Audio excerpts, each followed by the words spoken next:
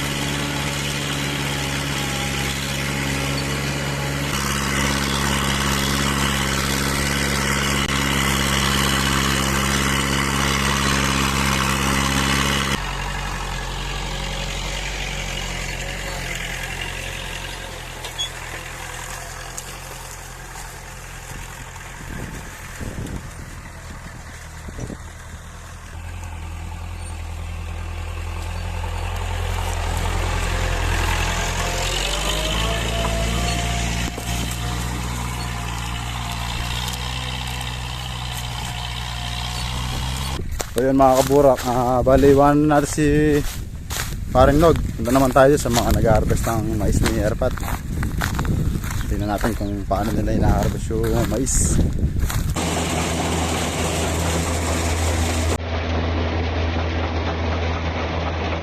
Na paano Brad? Ba't naminto kayo? Nagkalupa yung barena sa ilalim. Yung barena? Oo. Mag-umpisa na kanyan, okay na? Okay. Bale yung iba mga kaburak, makikita nyo mga nakasako na, nakaipon na. O yan, madali na lang yan kasi ibubukas na lang yan sa harvester mga kaburak. Tapos yung mga iba naman, yung kayang kuhaan ng harvester, yun ang hakikisin.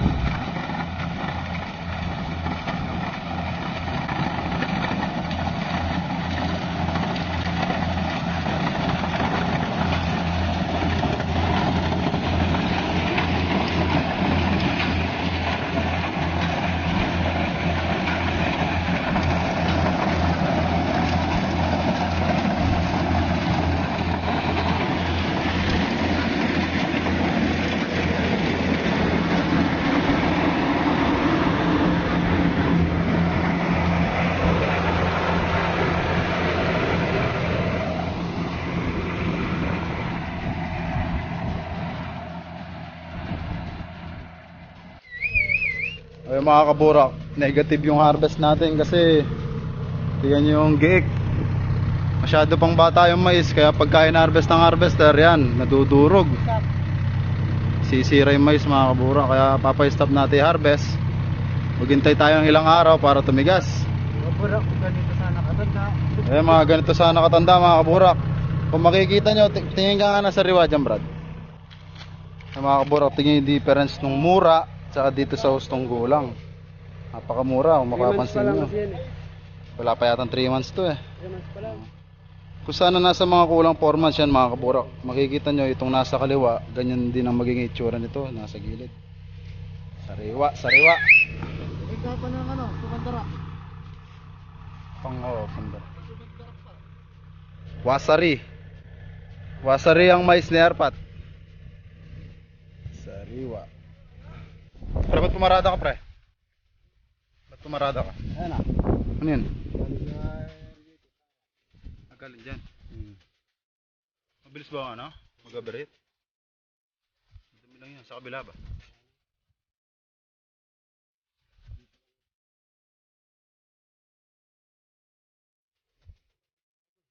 Baligtad yung kubo ni Kuya Dani oh.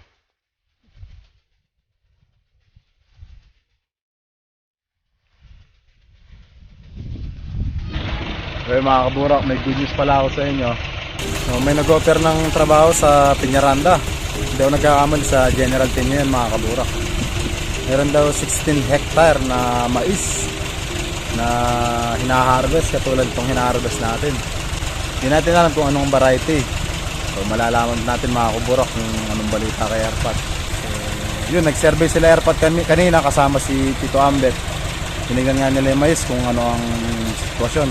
Kasi hindi natin nasisigurado mga kaburak, baka dapa yung mga mais katulad nitong nangyari sa mais natin na dumapa rin. So kailangan i-survey muna bago tayo dumayo din. Magandang tanghali na po. Nandito po tayo sa General Tino, Nazareth. Kasama ko po si Pare Ambet.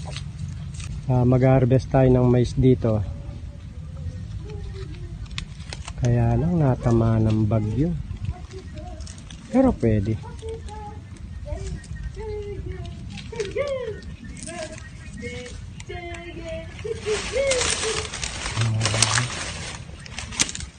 Bunga darang mais.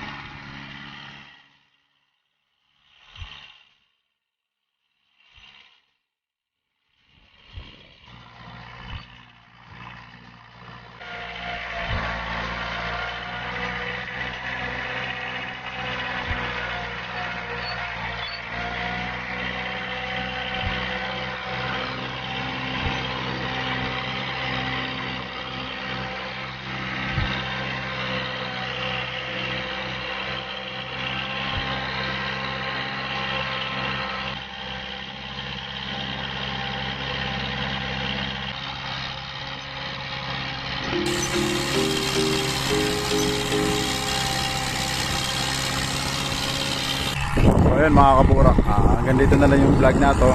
So salamat sa panonood mga kaburak. Bale marami tayong ganap ngayon. Sila Pipoy diretso ng General Tino, schedule nila Sabado ng umaga. Mag-harvest sila dun mga kaburak. Nagkasundo si Arpat tsaka yung may-ari.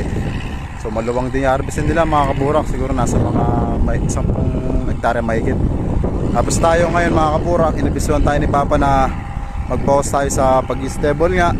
Tapos magro-roto tayo tsaka tayo magsisider. Mag-umpisa na tayo magtanim mga kaburak. Yun, dire-diretso na yung cropping para maaga tayo makapaglagay. So ano pa lang month ngayon, October. Ayun mga kaburak, sana mas maaga tayo makapaglagay para makauna tayo.